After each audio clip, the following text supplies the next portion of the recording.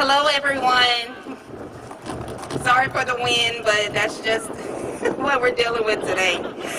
My name is Maria Harmon. I'm the board chair for Decarcerate Louisiana and also one of the co-directors for Step Up Louisiana. And we're gathered here today to announce the legislation to abolish slavery out of our Constitution. But before we begin, we will have a song sung by Miss Stephanie Jordan, the African American National Anthem. Thank you. Lift every voice and sing, till earth and heaven rings with the harmonies of liberty. Let our rejoicing rise high as the listening skies. Let it resound loud as the rolling sea. Sing a song full of the faith that the dark past has taught us. Sing a song full of the hope that the present has brought us. Facing the rising sun of a new day begun.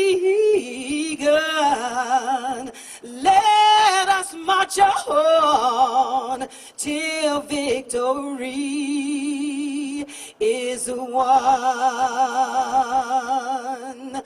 God of our weary years, God of our silent tears, thou who hast brought us thus far on the way, thou who hast by thy mind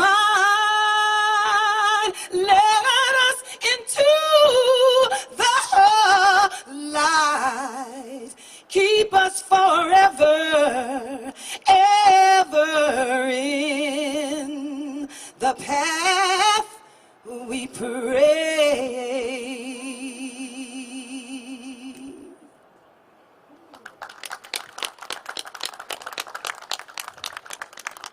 Thank you so much, Ms. Jordan.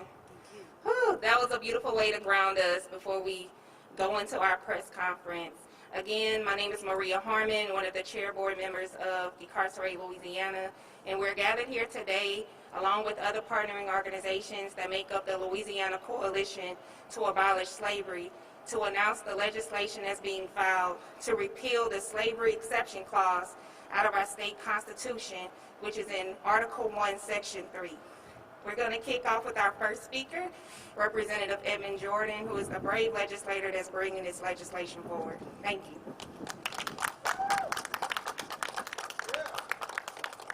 Thank you, Maria. I want to thank everyone who's here today to deal with this legislation. And to be very honest with you, I've said this before, while some might consider it brave or controversial, in fact, it's probably embarrassing that we haven't tackled this before today. And that's the way I really feel about it. Of course, this is going to be House Bill 196. And like Maria said, it's going to deal with the abolition of slavery. If for those who don't know, slavery and involuntary servitude are prohibited except as punishment for a crime. And basically what we want to do is strike that last exception away. Should have never been there in the first place. You know, slavery came into Louisiana in the early 1700s and was supposed to be done away with in 1863. But yet, here it is, 2021, and we still have this on the books. anyone of good conscience should be embarrassed by this. Anyone of good conscience should be appalled by this. Anyone of good conscience should want to see this go away. But I'm not fooled to think that everybody is of good conscience. I'm sure for as easy as a lift that this should be, that there are going to be some that are going to make up reasons to oppose it. Now, I don't know what those reasons are, because I'm not in that mindset, but I'm not fooled to think that it won't happen.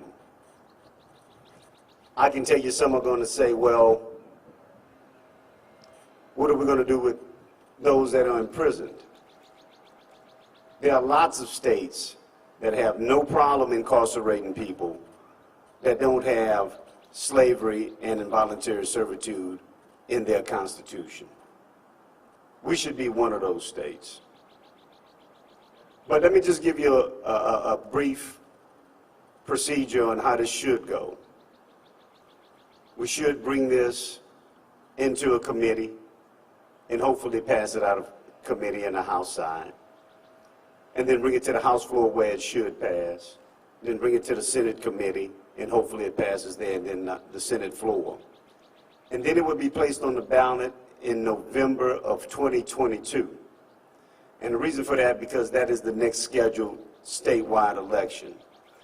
And so we will have time to build momentum, to build coalitions, to raise awareness, to make sure that this is done away with. And then lastly, once it's placed on the ballot, it has to be passed by a majority of the citizens of Louisiana. And again, I have faith in the people of Louisiana. I have confidence in the people of Louisiana. And so I feel very certain that if this comes to a vote, that this will pass and this exception will be done away with. So what I'm asking is for all of you to tell all your friends, tell all your legislators, get everybody you know to make them aware not only of this bill, but of the need to support it and to get it out of this House and onto the ballot so that the people can decide and we do away with it. So I'm going to be very conscious of folks' time. I don't need to talk a lot on it. I think I've said enough, and we'll go with the next speaker. But again, please keep us in your prayers and support as we move forward on this journey. Thank you.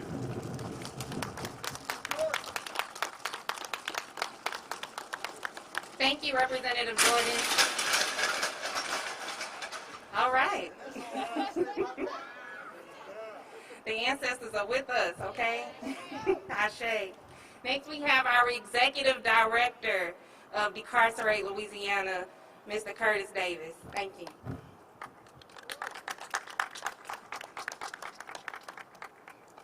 Good afternoon, everybody.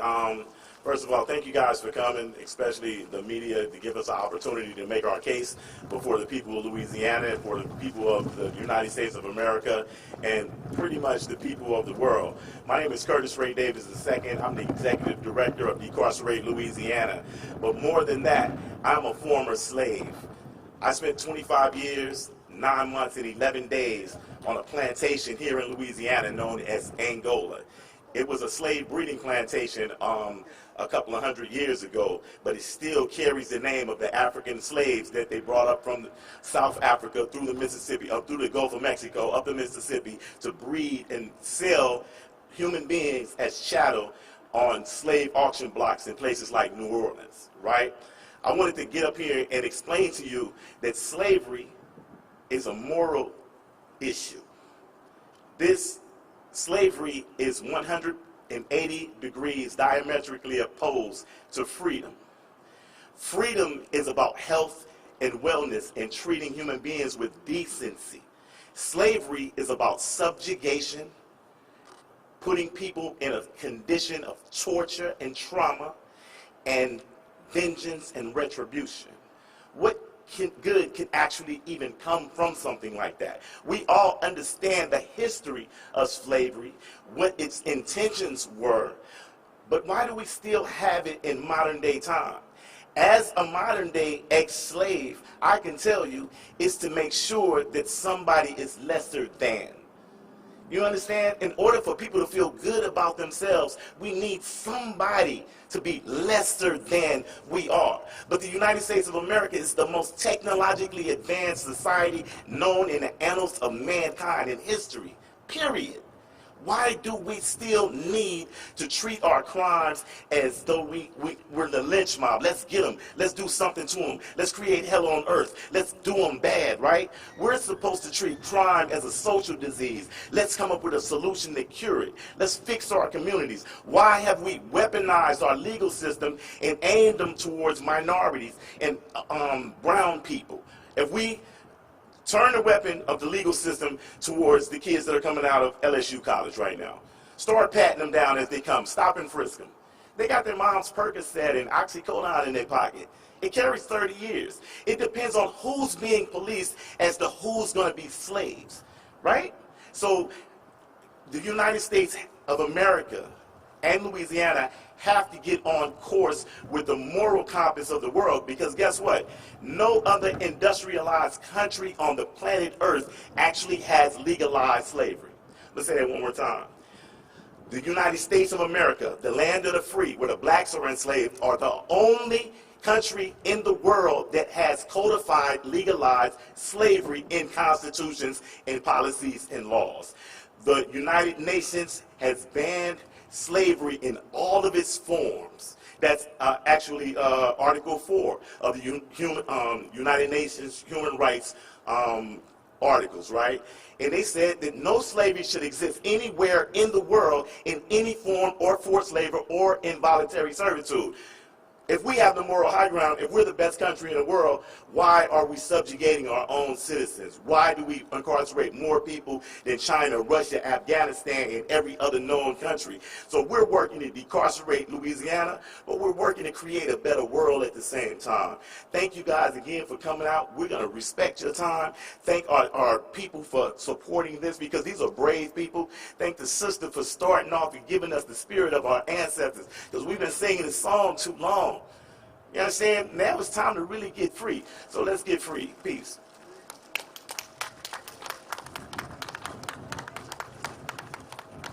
Thank you so much, Mr. Davis.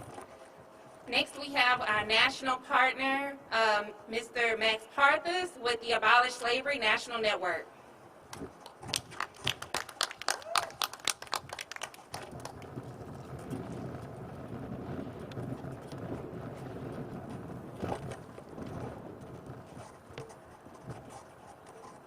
What's happening in Louisiana? How the hell are you? Yes. First, I want to give my greatest appreciation to everybody that helped put this together tonight, all the volunteers here today, all the organizations that made this happen, Decarcerate Louisiana, and the coalition that they're building to end slavery in Louisiana for the first time. My name is Max Parthus. I'm a spoken word artist. I'm also the co-director of state operations for the Abolish Slavery National Network. The Abolish Slavery National Network is a national coalition fighting to abolish constitutional slavery and involuntary servitude in all forms for all people. We want to end the exceptions and abolish constitutional slavery. Right now, there are 4 states that have abolished slavery with no exception. Until just 2020, there were none. Just Rhode Island, actually, which had done it in the 1850s. But now we have Colorado, we have Utah, and we have Nebraska. On top of that, there are a dozen states, including this wonderful state right here, that have legislation, just like HB 196, to end slavery either in 2021 or 2022. A dozen states right now. In addition to that, there are 15 other states that are organizing to get legislation to abolish slavery in their states in order to end slavery in the United States once and for all, done with, over. Now, that brings us up to like 30 states, including Washington, D.C., which has it in its charter, and Puerto Rico, which is written in Spanish with an exception clause.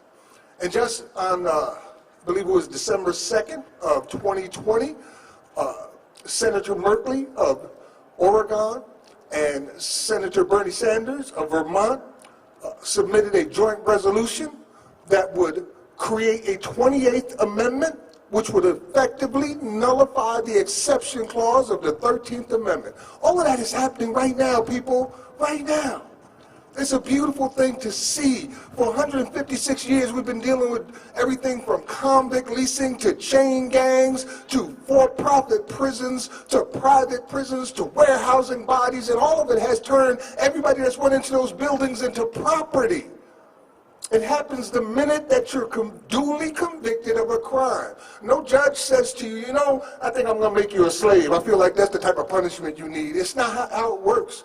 As soon as you're convicted, you become state property. You lose all of your constitutional rights. You lose your rights as a human being. And the only thing that you're left with is what these prisons decide you should have. And here we are in Louisiana, where there are men still, black men, still on a plantation. That was a former slave plantation, still picking cotton for free right now here in the state of Louisiana. I want to remember somebody, and I'm hoping that we all can channel a little bit of his spirit.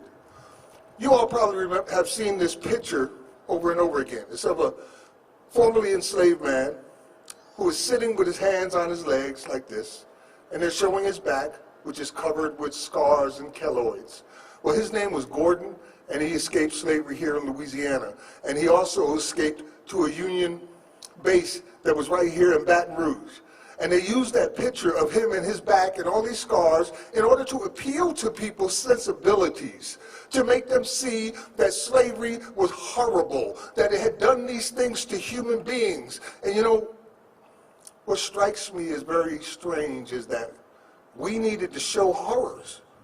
Just the idea that somebody is state freaking property or owned by another person is not enough to end slavery. You also need to see the blood. Do you need to stick your finger in the wound before you believe? Is that how it works? Right now, here in this state, it's the same thing. Men are suffering life without parole. 80% almost of your prison population are black people in a state that only has like 30% black people. And you tell us it's not race-based? These are crimes against humanity, and they have to end. You know, thank you. It's Poetry Month, and I'm a spoken word artist, and I was going to do some poetry for y'all, but after what I heard here today, and after everything that I just said, I done got no poetry today. I ain't got nothing to say that hasn't already been said, and I ain't got nothing to read that hasn't already been read. And although I know some can hear me now, in the long run, when it's all done, most don't ever care anyway. Actually, apathy seems to be the modus operandum. You got people putting up with any kind of atrocity that this sinister system might hand them. And I don't know if God damn them, and I'm not trying to second guess, but Louisiana, let me tell you something, y'all. I've been feeling stressed because it appears that cowardice has become contagious, and it's making me more than a little nervous. It seems like everybody wants to put everything they've got into this well-known company called lip service. You do it, they claim it. You make it, they name it. Popularize it, monetize it, and put it on t-shirts and coffee cups with slick slogans like capitalism sucks. You can get 2 shirts for $30 or 3 cups for $15. And the absurdity is certainly hurting the cause. It's like wearing Urban Commando khakis when you really don't have the balls to balance. And we should all denounce them, but we don't dare. Unless it affects the integrity of our necks or our next paychecks, we really don't care. So what poetry could I possibly read that could probably lead to compassion or action? Sometimes I feel like a fool for asking, so no. Max ain't got no poetry today. I ain't got nothing to say that hasn't already been said. I ain't got nothing to read that hasn't already been read. I ain't got no cute quotes to make you run out the door screaming, that's all I can stand, I can't take it anymore. You will take it like a whore and beg for more. Come on, folks, let's be truthful. We take it every day with no grace, no mercy, no compassion. Fools are always fruitful. Like seedless grapes, they don't breed, they're being bred. Or like Manchurian candidates who don't lead, they're being led. It's the next best thing to being dead and not too far from fulfilling that post. At the most, we're the host for evil indwelling. More concerned with getting laid or paid than freeing slaves. And Sojourner Truth will probably roll over in her grave. Harriet Tubman might be ashamed to be associated with the likes of types of people we've become. Odds are she might regret freeing just one when centuries later we will re-enslave our own daughters and sons. And for what? An iPhone, a PlayStation, a value menu burger?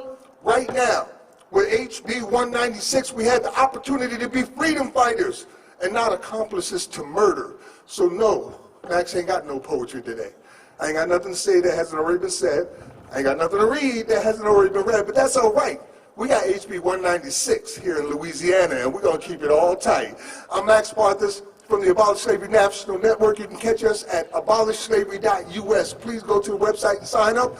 Thank you again, everybody, for this momentous occasion. Be sure to tell a friend what you saw here today. Peace.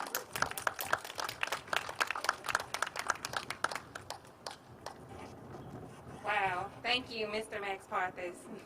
Next, we have Mr. Michael Calhoun with the Promise of Justice Initiative. Thank you.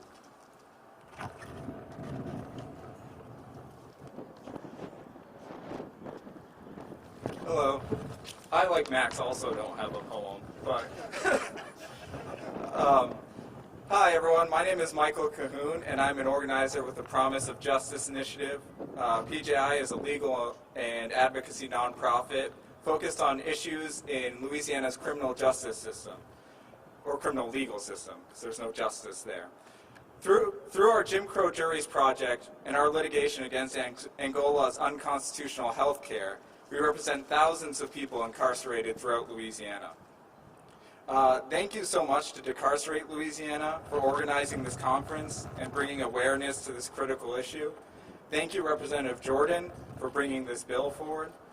At PJI, we hear firsthand about the terrible cost borne by incarcerated people being forced to work in dangerous and outdated conditions, whose attempts to advocate for themselves is often met with brutality and retaliation.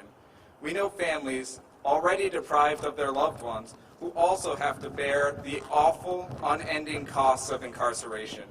Exorbitant phone call rates, expensive trips to the prison, high commissary costs, and on and on.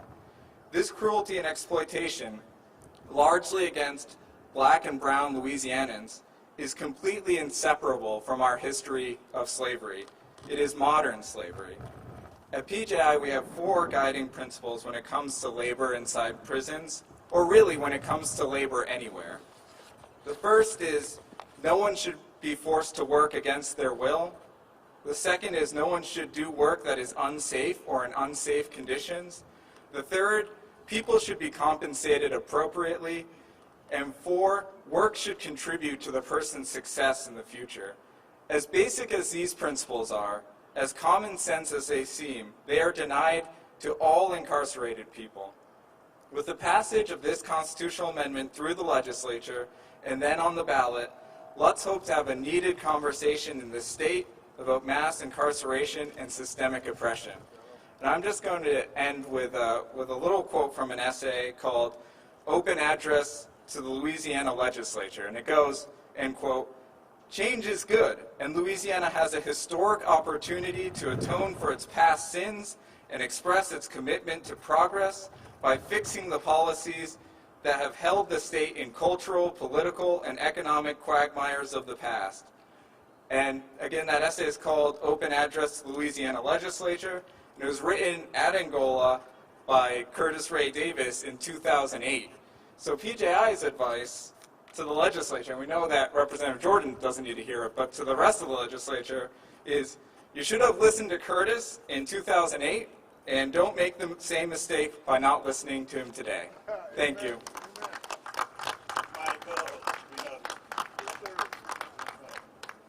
Thank you so much, Mr. Calhoun. Next, we have Ms. Stephanie L. Willis with the ACLU. Thank you so much.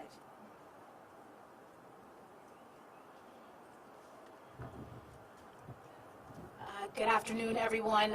I'm so honored and privileged to be standing before you all today, and I want to thank you all so much for inviting the ACLU of Louisiana to be a part of this very significant press conference. And I have my son here today because I thought that it was very important for him to be a witness to this extremely impactful legislation that stands to pass in the Louisiana legislature this upcoming session. I'm honored to represent our organization as we come together to abolish slavery in our state's constitution once and for all. Slavery is not a Louisiana value. It has no place in Louisiana's constitution. This slavery is America's original sin, and we have yet to atone for the atrocities visited upon generations of enslaved Africans and their descendants. The legacy of racial inequity has persisted and left our country vulnerable to a range of problems, that continue to yield division, racial disparities, and injustice. We see the lasting impact of slavery right here in our home state of Louisiana through clear acts of hate and violence. We see it in our laws.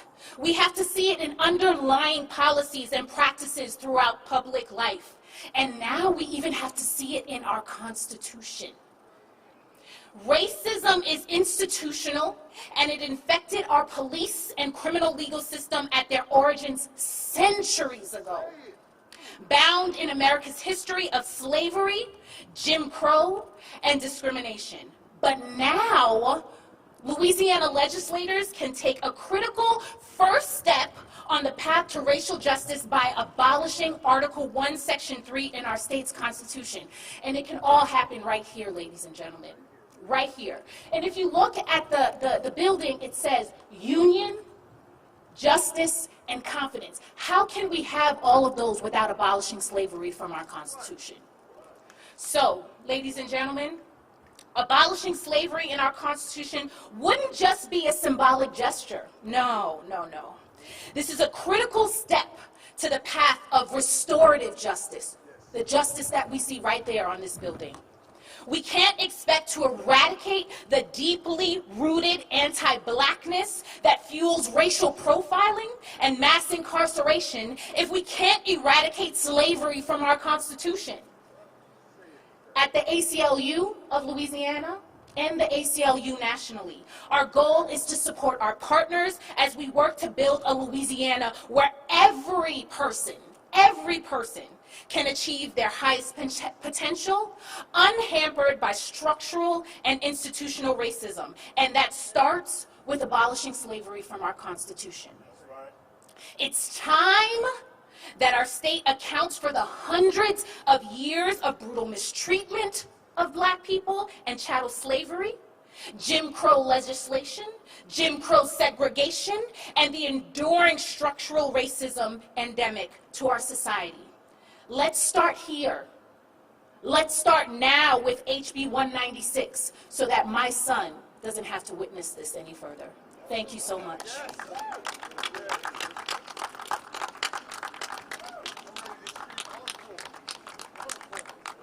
Thank you so much, Ms. Stephanie Willis. That was powerful.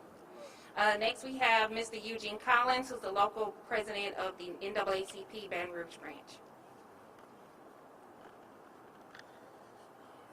Thank you. How y'all doing today? So today we are gathered here in 2021 asking for slavery to be abolished from our Constitution.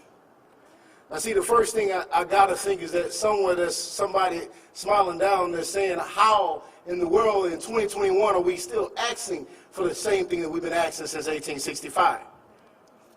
And see, don't tell me that language or removing phrases mean nothing, because if you look at this Constitution, I don't see nothing about how police units were formed. We got that right.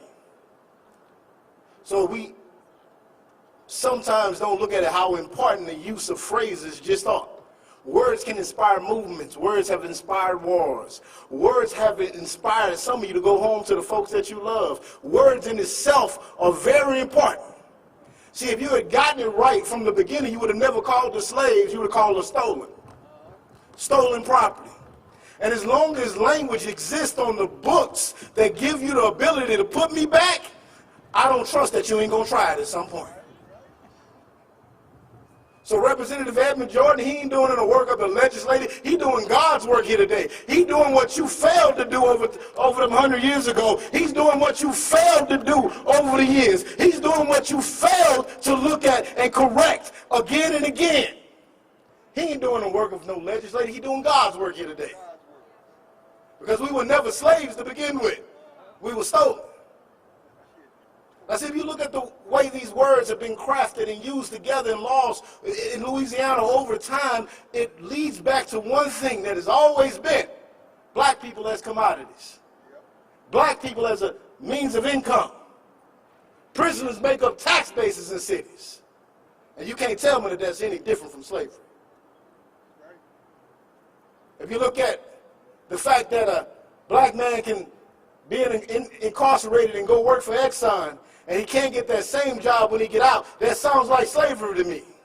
That sounds like phrases that need to be removed. That sounds like institutions that need to be burned down. And I ain't talking about no actual fire before y'all go out and get that wrong. We were never slaves to begin with. We're not asking you to correct something. We're asking you for the first time in your lives to get it right. We were stolen. So don't abolish slavery. Get it right. The founders of this country came to a land and took something that wasn't theirs. And still to this day, they're taking something that isn't theirs. So we don't ask that you abolish slavery. We ask you to finally get it right. And for anybody that votes against legislation like this, you should sit down and mark their names, because they're telling you who the racists are. Because we were never slaves to begin with. We were always stolen.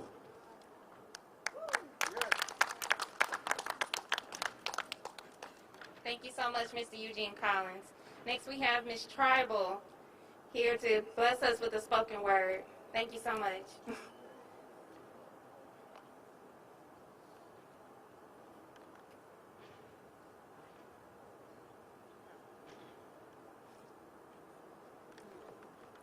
Thank you. As for Max Parthus, truth happens when you look into the actual faces of the oppressed and the oppressor.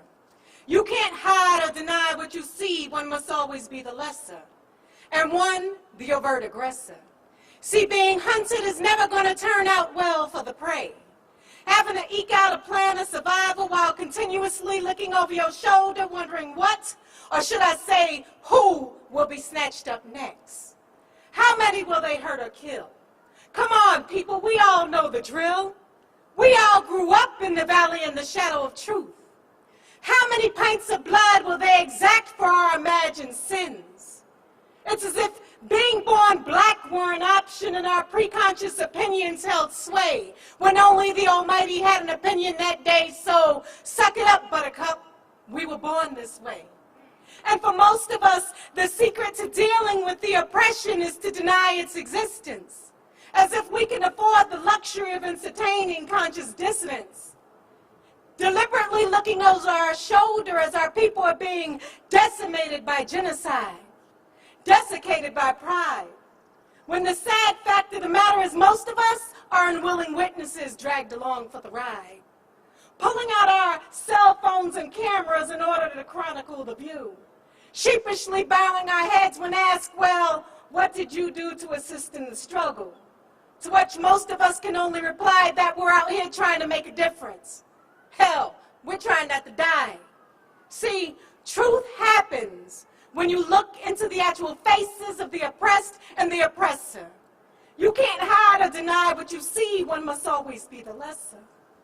When you look in the mirror, are you facing the truth, or are you existing in their lies? Which face would I see were I to look in your eyes? See, the sad fact of the matter is, if you're not going to stand up and act, then get the hell out the way and let those of us who are consciously aware that slavery's still here and the overseers are still hunting America's hunting grounds, stand up and fight. Not just for our rights, but for your rights. rights too, even though you're doing all you can do to label us troublemakers, rabble-rousers, too blind to realize that they're hunting you too. See, any brown or black meat will do as a serving at the master's table, where he'll dine on the flesh of the ignorant oppressed just as lustily as he sucks the marrow from the bones of the conscious few. Come on, get a clue.